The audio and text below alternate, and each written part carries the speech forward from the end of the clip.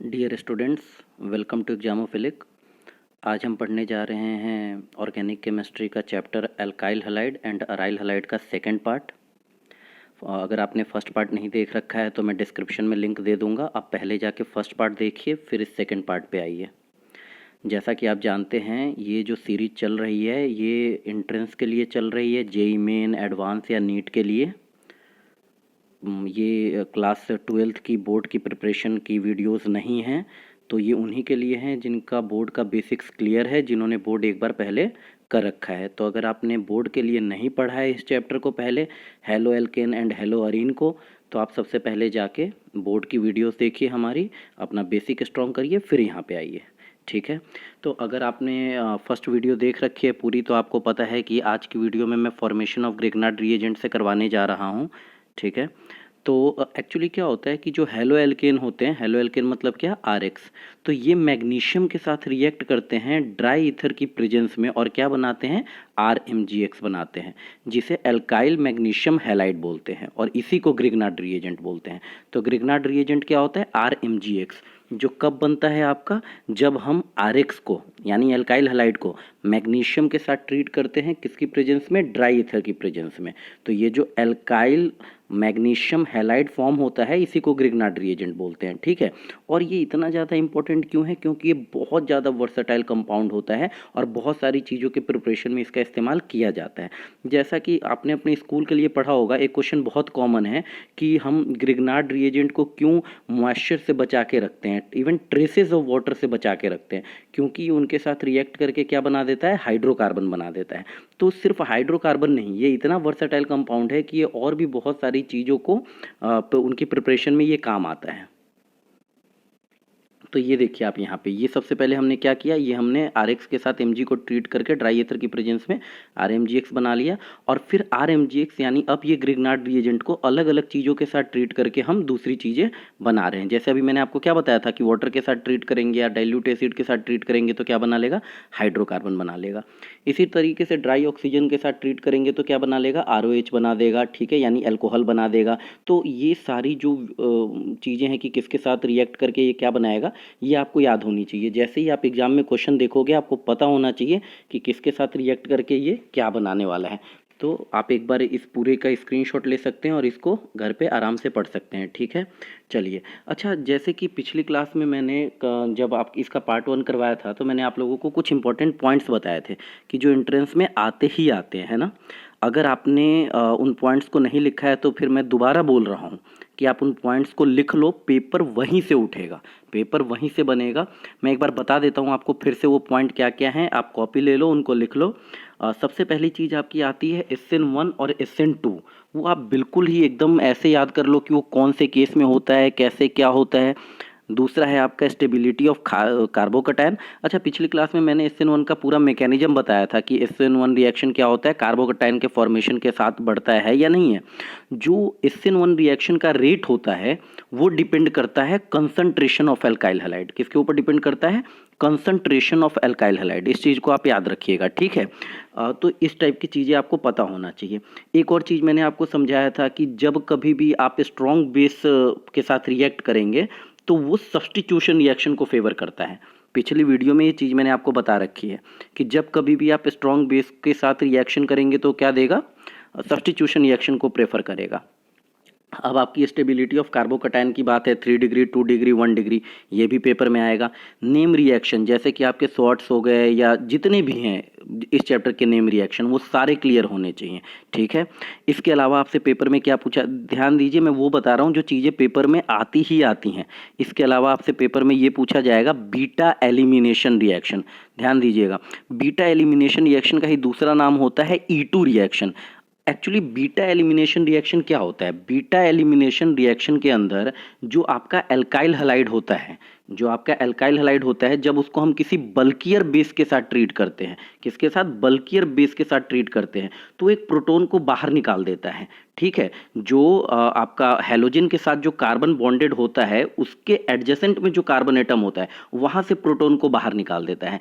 ठीक है, और इसी को क्या बोलते हैं हम, बीटा एलिमिनेशन। कुछ रिमूव हो रहा है, एलिमिनेट हो रहा है, इसलिए ये क्या है, बीटा एलिमिनेशन रिएक्शन है। ठीक है, इसके अलावा जो आपका स्वाट्स रिएक्शन था या NaI के साथ आप एसीटोन रिएक्ट करवा रहे थे तो फिंकल स्ट्रेन रिएक्शन, वो बिल्कुल आपको याद होनी चाहिए, ठीक। और SN2 SN1 में मैंने आपको ये बताया था कि किसका रेट किसके ऊपर डिपेंड करता है। जैसे जो SN2 रिएक्शन होता है वो उसका रेट इन्वर्सली प्रोपोर्शनल होता है कार्बन का जो स्टेरिक हिंड्रेंस होता है, जो स्टेरिक क्राउडिंग होता है उसके ऊपर, ठीक है। तो ये सारी चीज़ आपको याद होनी चाहिए, ठीक। अच्छा, जो जितना ज़्यादा स्ट्रॉन्ग बेस होगा उसकी न्यूक्लियोफिलिसिटी उतनी ज़्यादा होगी, ठीक है। ये चीज़ आपको पता होनी चाहिए। पिछली क्लास में मैंने आपको बताया था कि जो एप्रोटिक सॉल्वेंट होता है वो क्या कर सकता है, न्यूक्लियोफाइल को डिजोल्व कर सकता है और सबस्ट्रेट को भी डिजोल्व कर सकता है, इसलिए वो SN2 रिएक्शन को फेवर करता है। आप एक बार पिछला वीडियो पूरा देखिए, उसके अंदर मैंने ये चीज़ आपको बता रखी है कि जो एप्रोटिक सॉल्वेंट होता है वो क्या करता है, SN2 रिएक्शन को फेवर करता है। और क्यों करता है वो भी मैंने आपको बता दिया है, क्योंकि वो डिजोल्व कर देता है न्यूक्लियोफाइल और सबस्ट्रेट दोनों को। अच्छा, इसका एक एग्जाम्पल अगर पूछ ले कोई एप्रोटिक सॉल्वेंट का तो आप क्या बताओगे, एसीटोन। क्या होता है इसका एग्जाम्पल, एसीटोन होता है। और देखो SN2 की जो रिएक्टिविटी होती है ना, 3 डिग्री, 2 डिग्री, 1 डिग्री, ठीक है, उसका उल्टा होता है SN1 का। अब ये जो अगली लाइन बोलने जा रहा हूं ना, वो चीज एकदम ध्यान में रखना कि SN2 और एल्काइल हैलाइड, इन दोनों की जो रिएक्टिविटी होती है ना वो एक जैसी होती है। वो क्या होती है, एक जैसी होती है। और वो क्या होती है आपकी, ऐसी होती है 3 डिग्री, 2 डिग्री, 1 डिग्री। और जो SN1 होता है ना वो इनका उल्टा होता है।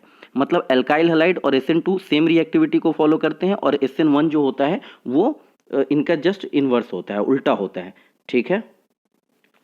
एक और चीज मैंने पिछली क्लास में भी बताया था कि जब कभी भी आप अल्कोहलिक क्यूएच के साथ किसी भी चीज को हीट करेंगे तो कौन सी रिएक्शन को फेवर करेगा, वो फेवर करेगा एलिमिनेशन रिएक्शन को। किसको फेवर करेगा, एलिमिनेशन को। तो बाई चांस कहीं आपको ऐसा दिख रहा है ना कि एल्केन है और उस एल्केन से आपको क्या बनाना है, एल्कीन बनाना है, तो यानी आपने क्या किया है, हाइड्रोजन रिमूव किया है या नहीं, आपने हाइड्रोजन रिमूव किया है। तो ये क्या हो गया, एक टाइप का आपका एलिमिनेशन रिएक्शन। और डेफिनेटली आपने इसमें क्या यूज किया होगा, अल्कोहलिक क्यूएच यूज करके हीट कर दिया होगा उसको, ठीक है। ये चीज आपको पता है, ठीक, बहुत बढ़िया। तो ये सारी वो इंपॉर्टेंट चीजें थी जो आपको पता होनी चाहिए, ठीक है। बेसिक बेसिक चीजें आपकी सारी क्लियर होनी चाहिए, जैसे विनाइल क्लोराइड क्या होता है।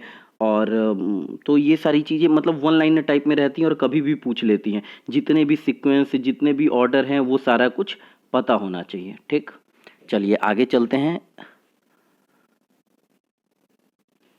देखिए, मैं कोशिश करूंगा कि इस चैप्टर के 1 घंटे जितनी लंबी वीडियो ना बनाऊं, वो बहुत बोर होता है, तो आधे घंटे में ख़त्म कर दूंगा प्रोबेबली। और आधे घंटे में ख़त्म कर दूंगा, आधे आधे घंटे की 3-4 वीडियो बन जाएगी। तो आप चारों देखिएगा, वो सारे प्रीवियस ईयर क्वेश्चन बनेंगे, ठीक है। आज हम इस अपने नोट्स को ख़त्म कर देंगे और कोशिश करेंगे कि कुछ प्रैक्टिस क्वेश्चन करने के लिए, ठीक है। और नहीं तो फिर नेक्स्ट क्लास में प्रैक्टिस क्वेश्चन करेंगे, उसके बाद प्रीवियस ईयर करेंगे, ठीक। चलिए, अब इसके अंदर प्रिपरेशन आपको दे रखी है कि साइनाइड को भी हम इस तरीके से प्रिपेयर कर सकते हैं। कैसे, एल्काइल हैलाइड को ट्रीट करके alcoholic solution of potassium cyanide के साथ, ठीक है। तो हम इस तरीके से क्या बना सकते हैं, साइनाइड को प्रिपेयर कर सकते हैं। ये चीज़ याद रखिएगा। तो ये रिएक्शन देख लीजिए एक बार। अब बात करते हैं हेलोअरीन की। किसकी बात करते हैं, हेलोअरीन। तो एक चीज़ याद रखो, पिछली क्लास में मैंने सैंडमेयर्स रिएक्शन पढ़ाया था, याद होगा आपको। तो सैंडमेयर रिएक्शन हेलोअरीन बनाने के भी काम में आता है। ये जो आपको दिखाई दे रहा है ये क्या है, आपका सैंडमेयर रिएक्शन ही है। और सैंडमेयर रिएक्शन से आप क्या बना सकते हैं, हेलोअरीन बना सकते हैं। इसके अलावा आप क्या इस्तेमाल कर सकते हैं, फ्रीडल क्राफ्ट हेलोजिनेशन इस्तेमाल कर सकते हैं। फ्रीडल क्राफ्ट हेलोजिनेशन के थ्रू आप क्या कर सकते हैं, प्रिपेयर कर सकते हो हेलोअरीन को, लेकिन आयोडीनेशन नहीं किया जा सकता। अब जो एक्सेप्शन है ना, उनको ज़्यादा ध्यान देना है। पेपर में ये चीज़ें पूछी जाती हैं कि आपसे पूछ लेगा कि क्या आयोडीनेशन कर सकते हो तुम फ्रीडल क्राफ्ट हेलोजिनेशन के थ्रू, तो आप बताओगे नहीं। हो सकता है रीजन पूछ ले, क्यों, क्योंकि रिएक्शन आपका क्या होता है, एंडोथर्मिक होता है, ठीक है। सैंडमेयर रिएक्शन के थ्रू प्रिपेयर हो सकता है, वो तो मैंने बता ही दिया है। और इसके अलावा आपका ये रिएक्शन, ये एनसीईआरटी में भी ये रिएक्शन है कि जब हम सैंडमेयर रिएक्शन के थ्रू आयोडाइजेशन करते हैं तो हम क्या करते हैं, केआई के साथ वार्म के हीट करते हैं इसको, तो मिल जाता है हमारा, ठीक है। जब कभी भी हम HbF4 इस्तेमाल करेंगे तो हमारा किस काम में आता है, फ्लोरिनेशन करने के काम में आता है, तो ये भी याद रखना, ठीक। अब मैं बात करता हूँ केमिकल रिएक्शंस की। केमिकल रिएक्शन, तो केमिकल रिएक्शन में हम रिएक्टिविटी देख रहे हैं किनके बीच में, एल्काइल हैलाइड में और अराइल हैलाइड में। तो जनरली क्या होता है, जो आपका अराइल हैलाइड होता है वो लेस रिएक्टिव होता है किसके मुकाबले, एल्काइल हैलाइड के मुकाबले। अराइल हैलाइड लेस रिएक्टिव होता है किसके मुकाबले, एल्काइल हैलाइड के मुकाबले। अगर मैं बात करूं किसकी, न्यूक्लियोफिलिक सब्स्टिट्यूशन रिएक्शन की, किसकी बात करूं मैं, न्यूक्लियोफिलिक सब्स्टिट्यूशन रिएक्शन। ये एनसीईआरटी में बोर्ड का क्वेश्चन है और ये बहुत बार पूछा गया है बोर्ड में, लेकिन ये एंट्रेंस को भी उतना ही प्यारा है। तो एल्काइल हैलाइड, अगर मैं न्यूक्लियोफिलिक सब्स्टिट्यूशन रिएक्शन की बात करूं SN1 SN2 की, तो क्या होता है, एल्काइल हैलाइड आपका लेस रिएक्टिव होता है और अराइल हैलाइड लेस रिएक्टिव होता है और एल्काइल हैलाइड मोर रिएक्टिव होता है। ये क्यों होता है, क्योंकि जो आपका हैलोजन एटम के साथ लोन पेयर होता है ना, उसके पास इलेक्ट्रॉन का लोन पेयर, वो रेजोनेंस इफेक्ट शो करता है और यहाँ पे ये पार्शियल डबल बॉन्ड कैरेक्टर दिखाने लगता है। इसी वजह से आपने ना वो यहाँ जो OH हुआ करता था, एनसीईआरटी में यही वाला एग्जाम्पल दे रखा है, ये पार्शियल डबल बॉन्ड कैरेक्टर दिखाता है यहाँ पे, ठीक है, और ये ब्रेकडाउन करना मुश्किल हो जाता है। तो एनसीईआरटी में दे रखा है ये, ठीक है। चलिए, ये सारी चीज़ें आपको पता है, एक बार रीड कर लीजिएगा इन सबको, लाइन बाय लाइन आपको कंप्लीट नोट्स को रीड करना है पूरे तरीके से, ठीक। अब नॉर्मल कंडीशन में जो हेलोबेंजीन होते हैं, क्या है ये, अराइल हैलाइड ही तो है, तो ये क्या होता है, न्यूक्लियोफाइल के लिए नॉर्मल कंडीशन में इनर्ट रहते हैं, रिएक्ट ही नहीं करता है। लेकिन अगर आप कुछ पर्टिकुलर कंडीशन ले लो, ड्रास्टिक कंडीशन ले लो, जैसे हाई टेम्परेचर एंड प्रेशर ले लो, तो क्या होगा, वो रिएक्ट कर लेगा, बिल्कुल रिएक्ट कर लेगा, लेकिन नॉर्मल कंडीशंस में रिएक्ट नहीं करता है। तो ये आपने क्लोरोबेंजीन ले लिया और आपने एक्वस NaOH लिया और 300 डिग्री सेल्सियस लिया है, ठीक है। तो ये क्या बन गया, सोडियम फिनॉक्साइड है, क्या बोलते हैं इसे, सोडियम फिनॉक्साइड आयन बोलते हैं, ये पता ही होगा आपको, ठीक है। और यहाँ क्या बना दिया हमने, फिनॉल बना दिया, क्या बना दिया, फिनॉल बना दिया। फिर NH3 के साथ रिएक्ट करके देख लो, एनिलीन, एनिलीन क्या होता है, प्राइमरी एरोमेटिक अमीन। तो ये सारी चीज़ें आपको दिखाई दे रही है किसके साथ रिएक्ट करके क्या बनाया है। अच्छा, अब जैसे पिछली क्लास में मैंने बताया था ऑर्थो और पैरा पोजीशन के बारे में, तो मान लो जैसे आपका जो ग्रुप है वो यहाँ पे है OH, तो इसके जो जस्ट सामने वाली पोजीशन होगी वो कौन सी होगी, पैरा होगी। मतलब ये पोजीशन ऑर्थो खुद को भी पैरा, इसको समझो ये पैरा है और इसके जस्ट सामने वाला पैरा होगा। अब इसके बगल वाले जो दोनों होंगे वो कौन से होंगे, मेटा होंगे, और इसके बगल वाले जो दोनों होंगे वो कौन से होंगे, ऑर्थो होंगे। तो जो अभी तक पैरा, मेटा, ऑर्थो इनमें कंफ्यूज हैं, वो इस चीज़ को एक बार अच्छे से समझ लें, ठीक है, कि पैरा क्या होगा, ऑर्थो क्या होगा, मेटा क्या होगा। अब जरा ध्यान से देखो कि जब कभी भी कोई इलेक्ट्रॉन विड्रॉइंग ग्रुप है, अच्छा एक चीज समझो, दो टाइप के ग्रुप होते हैं, एक होता है इलेक्ट्रॉन विड्रॉइंग ग्रुप, एक होता है इलेक्ट्रॉन डोनेटिंग ग्रुप।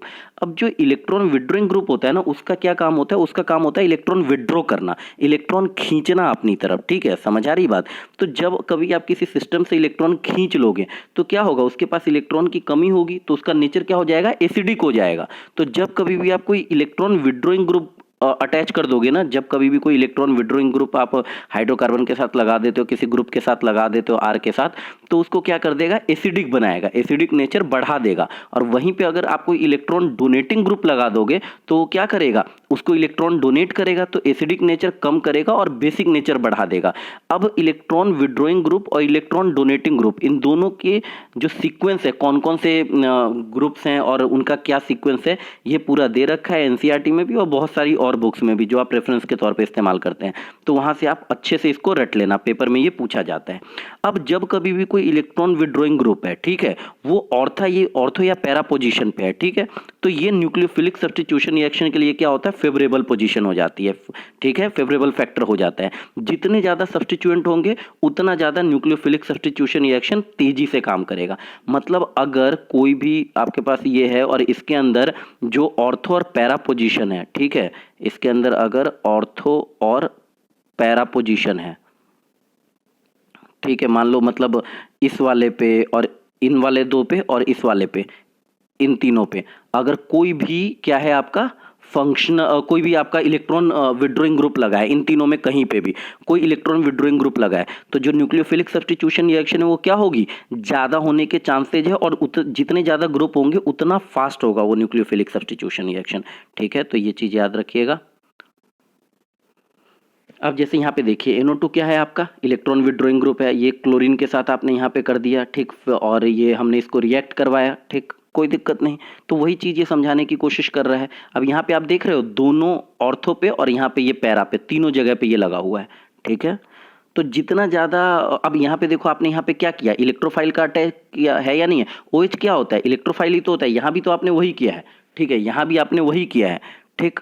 तो अब जैसे देखो अंतर समझो, ये इस एग्जाम्पल के थ्रू क्या समझाने की कोशिश की गई है, यहाँ पे कितने आपके पास हैं इलेक्ट्रॉन विड्रॉइंग ग्रुप, एक है, तो इस वजह से आपने टेम्परेचर क्या रखा है, 160 डिग्री सेल्सियस रखा है। और ये क्या है, NaOH का मतलब क्या है, अरे भैया NaOH का मतलब है कि ये टूटेगा Na प्लस OH माइनस में, और ये जो OH माइनस ये क्या है, न्यूक्लियोफाइल है, और ये जाके क्या करेगा, अटैक करेगा Cl के ऊपर। भैया Cl माइनस भी अपने आप में एक न्यूक्लियोफाइल है, तो जो ज़्यादा रिएक्टिव न्यूक्लियोफाइल होता है ना, वो कम रिएक्टिव न्यूक्लियोफाइल को सब्स्टिट्यूट कर देता है, ठीक है। तो यहाँ से ये जाएगा इसके पास और ये इसको क्या कर देगा, सब्स्टिट्यूट कर देगा और ये बन जाएगा। लेकिन चूंकि यहाँ पे जो इलेक्ट्रॉन विड्रॉइंग ग्रुप है, चलो है, अच्छी बात है, और इसी वजह से रिएक्शन हो भी रही है, नहीं तो मुश्किल हो जाती है रिएक्शन होना। लेकिन चूंकि एक ही है, इस वजह से टेम्परेचर देख रहे हो 160 डिग्री, क्या बोला था, जितने ज़्यादा ग्रुप होंगे उतना ज़्यादा प्रेफर किया जाएगा। अब यहाँ पे 2 पोजीशन पे दिखाई दे रहा है, तो ये जल्दी होगा, ज़्यादा प्रेफर करेगा तो 100 डिग्री सेल्सियस पे। अब जब ये तीनों पोजीशन पे आ जाएगा ना, 2 ऑर्थो और 1 पैरा पे, तो फिर कुछ नहीं है, ऐसा टेम्परेचर का वही नहीं है, नॉर्मली हल्का सा वार्म कर दो, रिएक्शन अकर कर जाएगी। तो अंतर समझ आया, ठीक है। तो इस टाइप का कोई क्वेश्चन पेपर में पूछ लेता है, तो वहाँ पे ये नहीं कि प्रोडक्ट कैसे बने, ये चीज़ें तो थोड़ा पहले से प्रिपरेशन करके जानी होती है। वहाँ पे वैज्ञानिक नहीं बनना होता कि जो चीज़ें हमें पता नहीं होती हम बैठ के उसको भी रिसर्च करने लगते हैं। कि देखिए केमिस्ट्री में 2 ही चीज़ें होती हैं, या तो आपको आता है, और ख़ास तौर पे जो कंसेप्चुअल क्वेश्चन होता है, या तो आपको आता है या आपको नहीं आता है, आप वहाँ वैज्ञानिक नहीं बन सकते, ठीक है।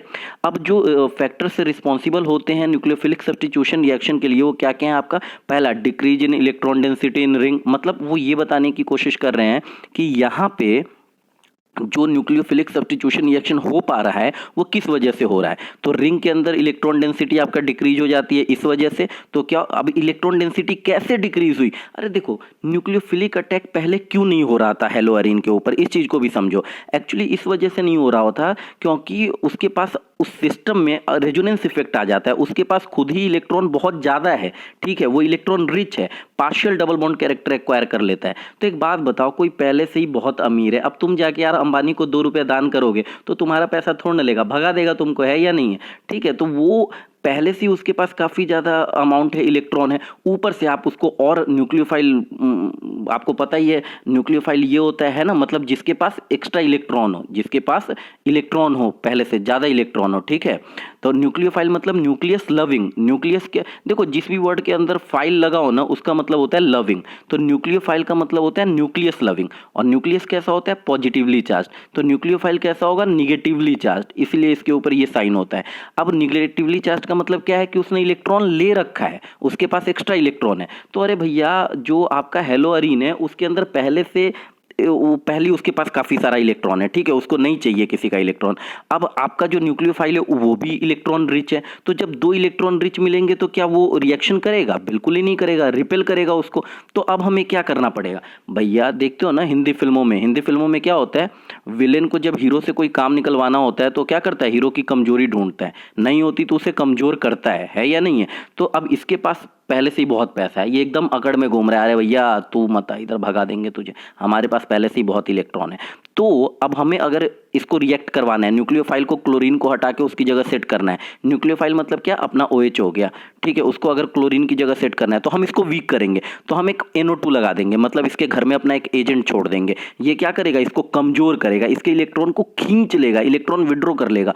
तो जब इलेक्ट्रॉन विड्रॉ होगा तो क्या हो जाएगा, इलेक्ट्रॉन कमी हो जाएगी, इसके सिस्टम में इलेक्ट्रॉन की कमी हो जाएगी। इलेक्ट्रॉन की कमी मतलब क्या, जो रिंग की इलेक्ट्रॉन डेंसिटी है वो कम हो जाएगी। अब जब इसके पास इलेक्ट्रॉन कम हो गई, इलेक्ट्रॉन की कमी हो गई, तो भैया ये तो सब कुछ करने को तैयार हो जाएगा, ये तो राजी हो जाएगा। तो ये जो आपका NU है, ये न्यूक्लियोफाइल जो है आपका, वो जाएगा वहाँ पे। अब भैया वो पहले इलेक्ट्रॉन की कमी है तो कहेगा हाँ भैया आ जाओ, कोई दिक्कत नहीं, कॉम्प्रोमाइज़ कर लेंगे, हो जाएगा रिएक्शन। अब अगर हमने इसके घर में 2 अपने ऐसे एजेंट छोड़ दिए जो मतलब इसको बिल्कुल ही बर्बाद कर देना, इसके सारे इलेक्ट्रॉन खींच लेने, और तीसरा छोड़ दिया, फिर तो बवाल ही हो गया भाई साहब, ठीक है। आप देख ही रहे हो, फिर तो टेम्परेचर देने की जरूरत भी नहीं पड़ी, वार्म किया और हो गया। समझ आई बात कि एक्चुअली जो हेलोअरीन न्यूक्लियोफाइल के नाम पे चिढ़ रहा था, रिएक्ट करने को तैयार नहीं हो रहा था, उसको हमने कैसे इलेक्ट्रॉन विड्रॉइंग ग्रुप देके और फिर आराम से अपनी रिएक्शन करवा ली, है ना। क्यों, क्योंकि इलेक्ट्रॉन विड्रॉइंग ग्रुप ने जो रिंग की इलेक्ट्रॉन डेंसिटी है उसको क्या कर दिया, डिक्रीज कर दिया, ठीक। दूसरा क्या है आपका, कि जो रिएक्शन के बाद आपका इंटरमीडिएट अनायन बनता है ना, रेजोनेंस के थ्रू वो क्या हो जाता है, स्टेबलाइज हो जाता है। ठीक है, देखो अगर आपको resonance effect, plus I effect, minus I effect, ये सब मेसोमेरिक इफेक्ट, ये चीज़ें नहीं पता है तो ये सब एनसीईआरटी बोर्ड लेवल की चीज़ें हैं, प्लीज़ आप उन्हें ये सारी चीज़ों को पढ़ के आओ। ठीक है, अब मान लो अगर जो आपका इलेक्ट्रॉन विड्रॉइंग ग्रुप है वो मेटा पोजीशन ले लेता है, अब मेटा पोजीशन ले लेगा तो रिएक्शन होगी ही नहीं। ठीक है, ये चीज़ याद रखना। चलिए आगे चलते हैं। अब देखो कुछ चीज़ें ऐसी हैं ना जो मैं आपको बिल्कुल नहीं पढ़ा रहा हूँ, क्योंकि मैं आपको ये बोल रहा हूँ कि ये चीज़ें एनसीईआरटी लेवल पे आपने पढ़ी होगी, जैसे वुड्स फिटिग रिएक्शन है।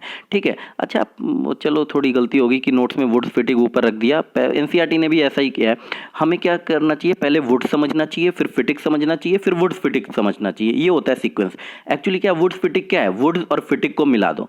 फिटिग रिएक्शन क्या कहता है कि आप दो अराइल ले लो, ये देखो ये अराइल हैलाइड है, आपने एक और अराइल हैलाइड ले लिया, आपने दो अराइल हैलाइड लिया और उसको आपने क्या कर लिया, सोडियम के साथ ट्रीट किया। तो होता ये है कि ये जो सोडियम होता है ना, 2 मोल लेते हैं सोडियम का, ये जो सोडियम होता है ना, ये इसका भी ब्रोमीन खींच लेता है, इसका भी ब्रोमीन खींच लेता है, और NaBr जो है क्या होता है, 2 ब्रोमीन मिले ना इसको, और 2 सोडियम तो पहले से ही है तो 2 NaBr बना देता है, और इन दोनों को क्या कर देता है, आपस में ज्वाइन कर देता है। तो उसी को बोलते हैं बाइफेनाइल। क्या बोलते हैं इसको, बाइफेनाइल।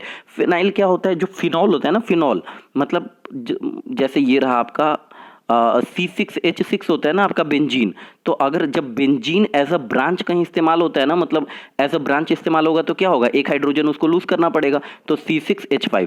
तो ये जो C6H5 है ये क्या हो जाता है, फिनाइल हो जाता है। तो यहीं पे जब ये दोनों आपस में मिलेंगे तो ये क्या हो जाएगा, बाइफिनाइल हो जाएगा। तो ध्यान देना, हम क्या कर रहे हैं, फिटिग रिएक्शन में 2 अराइल हैलाइड को ले रहे हैं और उनको आपस में ज्वाइन कर रहे हैं या नहीं है, और जो हेलोजन है उसको बाहर रिमूव कर रहे हैं। जो फिटिग रिएक्शन होता है उसके अंदर हम सेम प्रोसेस करते हैं, लेकिन अराइल हैलाइड के लिए, ये तो फिटिग ही बता रहा हूं, जो वुड्स रिएक्शन होता है उसके अंदर क्या करते हैं कि सेम करते हैं जो फिटिग का होता है, बस अराइल हैलाइड की जगह एल्काइल हैलाइड ले लेते हैं। ठीक है, और जो अब देखो फिटिग में क्या किया, दोनों अराइल हैलाइड लिए, वुड्स में क्या किया कि दोनों एल्काइल हैलाइड लिए, और वुड्स फिटिग में क्या करेंगे, फिर आप समझ गए हो बिल्कुल, क्या कि एक एल्काइल हैलाइड ले लेंगे, एक अराइल हैलाइड ले लेंगे, और एक क्या ले लेंगे, एल्काइल हैलाइड ले लेंगे। देखो ये एल्काइल हैलाइड है और ये वाला जो है ना, ये वाला ये अराइल हैलाइड है। प्रोसीजर बाकी सब सेम रखना है कि 2 सोडियम के साथ कर दिया इथरल सॉल्यूशन में और फिर सेम चीज मिल गई आपको, है या नहीं है। तो आप देखो रटने पे जाओगे ना तो कभी समझ नहीं आएगा, ये चीज नहीं रटनी है। हाँ, जो रिएक्शंस रटनी है वो तो मैं रटने को आपको बता ही रहा हूँ। ठीक है, जहाँ कंसेप्ट लगना है वहां पे कंसेप्ट लगाइए, नहीं तो दिक्कत हो जाएगी। ठीक, अब जो क्लोरो सब्स्टिट्यूएंट होता है ना क्लोरोबेंजीन के अंदर, वो ऑर्थो और पैरा डायरेक्टर होता है। ऑर्थो और पैरा डायरेक्टर का मतलब क्या होता है कि जो अपकमिंग ग्रुप होते हैं ना उनको वो ऑर्थो और पैरा पोजीशन पे भेजते हैं। ठीक है, तो एक बार इस लाइन को अच्छे से पढ़ लेना, बहुत इस्तेमाल होने वाली है ये लाइन। ठीक, चलिए तो यहाँ तक देख लिया आपने, तो आगे बढ़ते हैं। आज की क्लास थोड़ा स्पीड में करवा रहा हूँ क्योंकि कुछ बच्चों ने बोला था कि सर काफ़ी स्लो हो जा रहा है, वीडियो भी लंबी हो जा रही है, तो वीडियो को फास्ट फॉरवर्ड करके देखना पड़ रहा है। तो इस वजह से अगर आपको लगे कि मेरी पढ़ाने की स्पीड स्लो है तो आप वीडियो को फास्ट फॉरवर्ड कर लीजिए, लगे कि फास्ट है तो आप उसको थोड़ा स्लो कर लो। हर बच्चे का अपना अलग अलग हिसाब किताब होता है। ठीक है, तो उस हिसाब से आप कर लीजिए। थोड़ा जल्दी इसलिए भी करवा रहा हूँ कि वीडियो छोटी बने और ज़्यादा पार्ट ना बने। फिर भी आपको पता है इंपॉर्टेंट चैप्टर है, थोड़ा आधा घंटा एक्स्ट्रा दे ही दोगे तो क्या फ़र्क होगा, लेकिन एग्जाम में क्वेश्चन बन जाएंगे। मैं गारंटी दे रहा हूँ आपके 4 नंबर श्योर रहेंगे, इस चैप्टर का क्वेश्चन तो नहीं छूटेगा। ठीक है, अब हम आ गए अपने आखिरी पेज पे, और ये क्या है, ESR, इलेक्ट्रोफिलिक सब्स्टिट्यूशन रिएक्शन। भैया हर चैप्टर में, ऑर्गेनिक में, क्लास 12th में, हर चैप्टर के लास्ट में आपको इलेक्ट्रोफिलिक सब्स्टिट्यूशन रिएक्शन पढ़ना ही पढ़ना है। ठीक है, तो आपको ये पता होना चाहिए कि जो हैलोजन होते हैं ना वो डीएक्टिवेटिंग ग्रुप होते हैं, लेकिन ऑर्थो और पैरा डायरेक्टिंग होते हैं। ये एक लाइन आपको याद होनी, अभी ऊपर भी बताया मैंने कि जो हैलोजन होते हैं वो डीएक्टिवेटिंग होते हैं लेकिन ऑर्थो पैरा डायरेक्टिंग होते हैं। तो जो अराइल हैलाइड होते हैं ना वो इलेक्ट्रोफिलिक सब्स्टिट्यूशन रिएक्शन बेंजीन के मुकाबले थोड़ा कम रिएडली दिखाते हैं और एक मिक्सचर दे देते हैं ऑर्थो पैरा का। देखते हैं कि एक्चुअली क्या कहने की कोशिश कर रहा हूँ। जैसे कि आप ये देखो, आपके पास क्या है, क्लोरोबेंजीन, आपके पास क्या है, क्लोरोबेंजीन। और मान लो आपको मैंने आपको क्या बताया था कि इलेक्ट्रोफिलिक सब्स्टिट्यूशन रिएक्शन का मतलब क्या है, sulphonation, nitration, bromination, chlorination, halogenation, ये जो भी है तो ये सब आपका क्या होता है, इलेक्ट्रोफिलिक सब्स्टिट्यूशन रिएक्शन का ही एक एग्जाम्पल होता है आपका। ठीक है, सल्फोनेशन, नाइट्रेशन, हैलोजिनेशन, ये सब उसी का होता है। तो हम सबसे पहले ऊपर से ही करते हैं। हमने क्या किया, क्लोरोबेंजीन ले लिया। क्या किया हमने, क्लोरोबेंजीन ले लिया। ये आपको दिखाई दे रहा है यहाँ पे क्लोरोबेंजीन, इसको ले लिया हमने और हमने इसको ट्रीट किया। किसके साथ ट्रीट किया हमने, Cl2 के साथ एनहाइड्रस AlCl3 की प्रेजेंस में। ये AlCl3 एनहाइड्रस AlCl3 क्यों लिया हमने, क्योंकि ये लुईस एसिड के तौर पे काम करता है। और जब हम ऐसा करेंगे तो क्या होगा, ये जो क्लोरीन है Cl2 है, ये इसके साथ जुड़ जाएगा। ठीक है, ठीक है, क्या हो जाएगा, इसके साथ जुड़ जाएगा। इलेक्ट्रोफिलिक सब्स्टिट्यूशन रिएक्शन होगी यहाँ पे, मतलब एक इलेक्ट्रोफाइल का अटैक होगा और क्या होगा, सब्स्टिट्यूशन होगा। सब्स्टिट्यूशन मतलब क्या कि हाइड्रोजन हटा देगा और उसकी जगह ये ग्रुप लग जाएगा। अच्छा देखो, यहाँ पे पहले से ही हमने क्लोरोबेंजीन लिया है और हमें पता है कि जो क्लोरीन होता है वो क्या होता है, ऑर्थो पैरा डायरेक्टिंग। यानी ये जो आने वाला ग्रुप है ना, उसको या तो ऑर्थो पे भेजेगा या कहाँ भेजेगा, पैरा पे भेजेगा। ठीक है, तो आप जरा ध्यान से देखो, मैंने अभी क्या बताया था आपको ऑर्थो पैरा का। देखो बहुत बच्चों को इसमें कंफ्यूजन रहती है, फिर एक बार बता देता हूं। जैसे आपने ये क्लोरीन लिया ना, तो इसकी जो सामने वाली पोजीशन होगी ना, वो पैरा होगी। ये वाली जो दोनों होगी ना, ये ऑर्थो होगी। और ये वाली जो दोनों होगी, ये वाली, वो क्या होगी, मेटा होगी। ठीक है, ये चीज। अब ये क्लोरीन क्या करता है, ऑर्थो पैरा डायरेक्टिंग है। तो ये देखो यहाँ ये ऑर्थो हुई या नहीं हुई।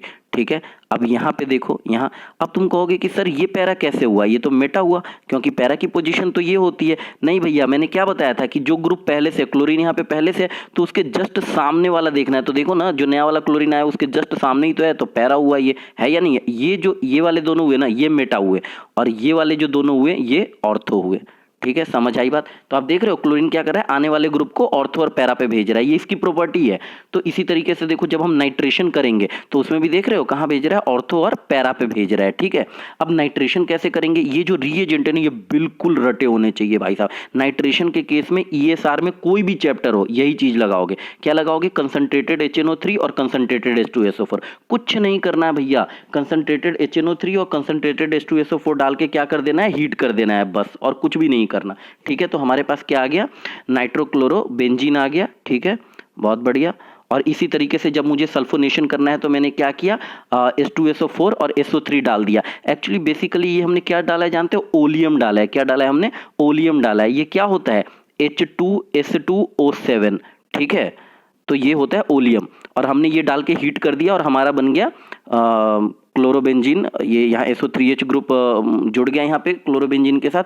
बात वही रहेगी, ऑर्थो पैरा पे भेजेगा। ठीक है, सल्फोनिक एसिड हमारा बन जाएगा, ऑर्थो क्लोरोबेंजीन सल्फोनिक एसिड। ठीक है, और एक चीज इसमें याद रखना, हमेशा पैरा वाला मेजर होता है। हमेशा पैरा पोजीशन पे जो प्रोडक्ट बनेगा ना, वो मेजर होगा, और ऑर्थो पे जो बनेगा वो माइनर होगा। ये चीज बिल्कुल, ये वो पॉइंट्स है जो पेपर में पूछे जाएंगे। जब कभी भी फ्रीडल क्राफ्ट अल्काइलेशन पूछ लेगा तो आप क्या करना, मतलब RX डाल के एक लुईस एसिड डाल दो, RX के साथ एक लुईस एसिड डाल दो, तो एल्काइलेशन कर दिया, एल्काइल जोड़ दिया आपने। क्या कर दिया, तो आप इस RX लिया आपने, RX ये CH3Cl, ये RX ही तो है, और लुईस एसिड अनहाइड्रस AlCl3 ये डाल दिया आपने, और जो आपका एल्काइल ग्रुप है, ठीक है, वो जुड़ गया यहाँ पे, क्योंकि आप एल्काइलेशन कर रहे हैं, एल्काइल ग्रुप जोड़ रहे हैं, तो एल्काइल ग्रुप जुड़ गया। ठीक है, ऑब्वियसली पैरा वाला मेजर हो जाएगा।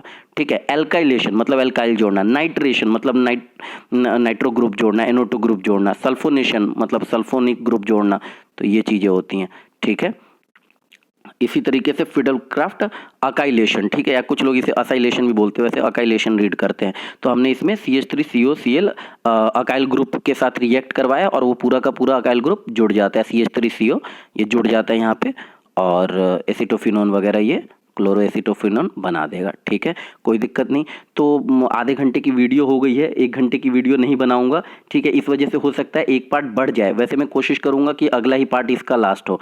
ठीक है, तो आप ये आधे घंटे की वीडियो देखिए। ये बस इतनी ही थ्योरी पढ़नी थी, लिटरली इतनी ही थ्योरी पढ़नी थी, और अगर थोड़ी बहुत थ्योरी होगी तो मैं बता दूंगा नेक्स्ट उसमें। अब अगली क्लास में हम प्रीवियस ईयर क्वेश्चंस करेंगे। आप इन दोनों वीडियो में मैंने जितनी भी थ्योरी बताई है ना, सबको लाइन बाय लाइन पढ़ो और अच्छे से उन पॉइंट्स को याद कर लो। SN1 SN2 एलिमिनेशन, सब्स्टिट्यूशन, ठीक है, किसकी क्या रिएक्टिविटी है, EWG EDG, इन सब का ये सब अच्छे से लाइन बाय लाइन करो, और फिर अगली क्लास में जो प्रीवियस ईयर क्वेश्चन करेंगे उनमें ये सब बहुत ज़्यादा इस्तेमाल आपका होने वाला है।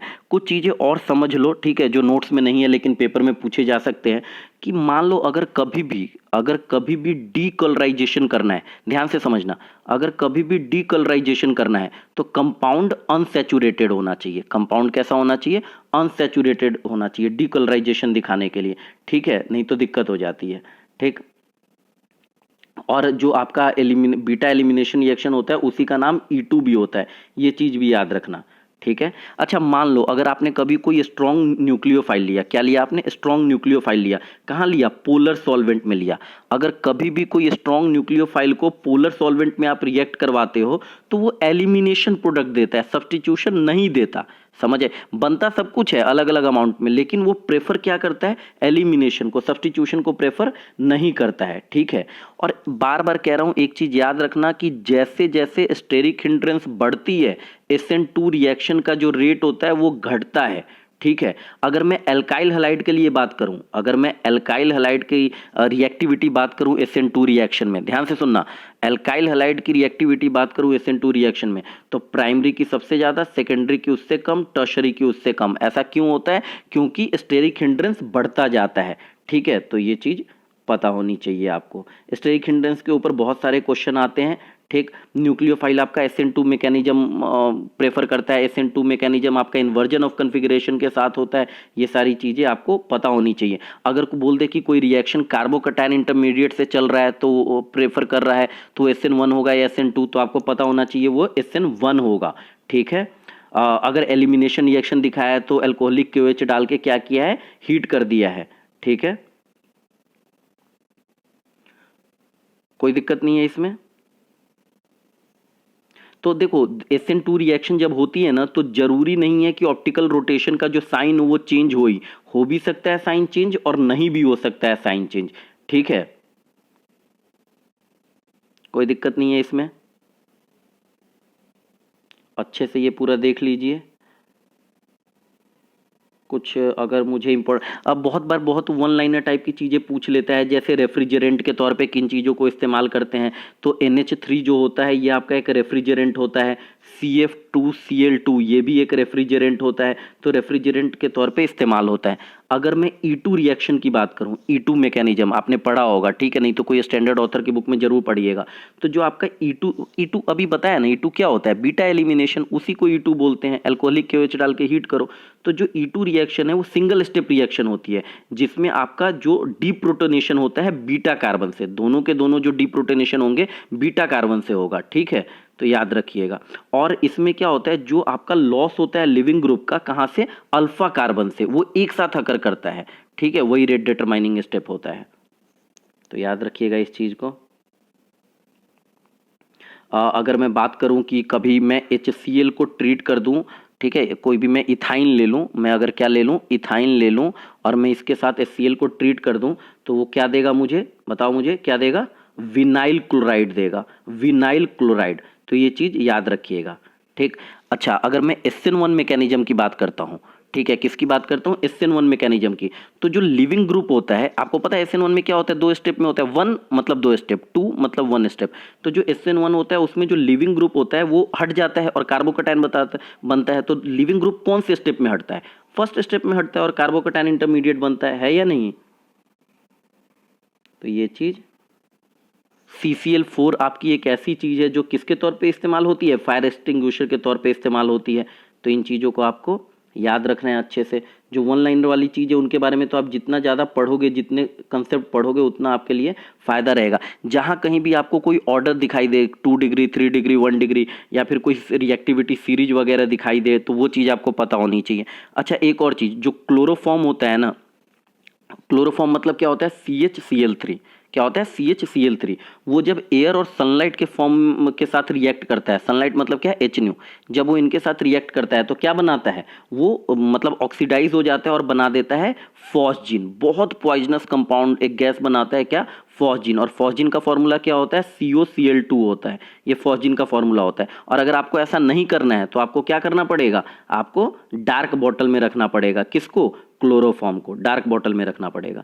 तो मुझे लगता है कि ये चीज़ समझ आ गई होगी। एक और चीज़ मैंने आपको अभी बताया है कि जो अराइल हलाइड होता है वो न्यूक्लियोफिलिक अटैक क्यों नहीं दिखाता, क्योंकि जो रेजोनेंस फिनोमिना होता है उसकी वजह से जो कार्बन हैलोजन बॉन्ड होता है वो partial double bond character acquire कर लेता है, और जो ये काफ़ी डिफिकल्ट हो जाता है उसको ब्रेक करना। जो SN2 का रेट डिटरमाइनिंग स्टेप होता है उसमें उसको ब्रेक करना बहुत ज़्यादा मुश्किल हो जाता है। ठीक है, बार बार जो कंसेप्ट्स बता रहा हूँ SN1 SN2 इन्हें अच्छे से करिए। SN2 रिएक्शन में आपका जो इन्वर्जन ऑफ कन्फिग्रेशन होता है वो हमेशा कहाँ होता है, अल्फा कार्बन पे होता है।